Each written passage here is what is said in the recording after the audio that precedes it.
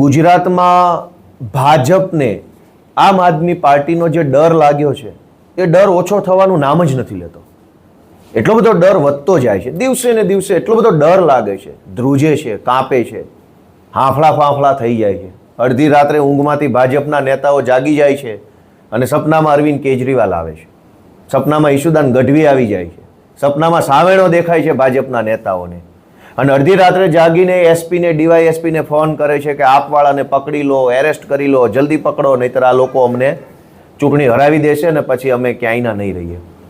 રોજ રાત્રે 12 વાગ્યા પછી ભાજપના નેતાઓના સપનામાં સાવેણો આવે છે. આમ આદમી પાર્ટીનો સામાન્ય કાર્યકર્તા ટોપી, સફેદ ટોપી પહેરીને ફરતો એવું દેખાય છે અને એટલા બધા ડરે છે કે રોજ રાત્રે પોલીસ આવે છે. ગુજરાતમાં છેલ્લા 1 મહિનાથી રાતના 12 વાગ્યા પછી આખા ગુજરાતના એસપી ડીવાયએસપીઓ આમ આદમી પાર્ટીના કાર્યકર્તાઓને એરેસ્ટ કરવા માટે સક્રિય થઈ જાય છે.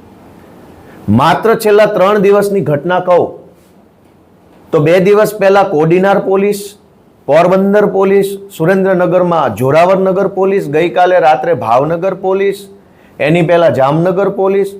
રાત્રે 12-1 વાગ્યા પછી આમ આદમી પાર્ટીના જે મહત્વના હોદ્દેદારો છે કે જેઓ ચૂંટણી વ્યવસ્થા સંભાળે છે એના ઘરે જાય. રાત્રે 12-1-2 વાગ્યે તમારો આધાર કાર્ડ લાવો, ચૂંટણી કાર્ડ લાવો, મોબાઈલ લાવો, તમારા મોબાઈલમાં ઉમેદવારોનો ડેટા હોય એ લાવો, કોણ કોણ ઉમેદવાર બનવાના છે, કઈ તાલુકા જિલ્લા સીટના છે, બધું આપો અમને. અને પછી ધાક ધમકી કરે. રોજ રાત્રે ભાજપના નેતાઓને 12 વાગ્યે સપનામાં સાવણો આવે છે, કેજરીવાલનો ચહેરો દેખાય છે અને તરત પછી પોલીસને મોકલે છે અને પોલીસ રોજ રાત્રે આમ આદમી પાર્ટીના કાર્યકર્તાઓ પર ખોટી એફઆઈઆર કરે છે. અને ખોટી એફઆઈઆરમાં પણ એક પેટર્ન છે. એટલો બધા ભાજપવાળા ડરી ગયા છે અમારાથી. અમારા માટે આ ગર્વની બાબત છે કે જેને પોતાની જાતને મનમાં ફાંકો છે વિશ્વની સૌથી મોટી પાર્ટી હોવાનો, એ ફાંકો અમે કાઢી નાખ્યો છે.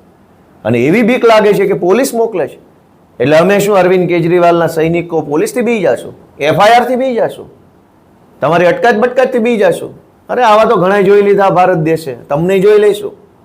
આ એફઆઈઆર જુઓ, એક જ પેટર્નથી આખા ગુજરાતમાં એફઆઈઆર. 31 તારીખે જામનગરમાં આમ આદમી પાર્ટીના કાર્યકર્તાઓ પર ખોટી એફઆઈઆર દાખલ થઈ, જેમાં સ્કૂટી ઉપર એક ભાજપનો બુટલેગર આવ્યો. એ ભાજપના બુટલેગરે આમ આદમી પાર્ટીના કાર્યકર્તાની ગાડી સાથે એક્ટિવા નોર્મલ ટચ કરાવી.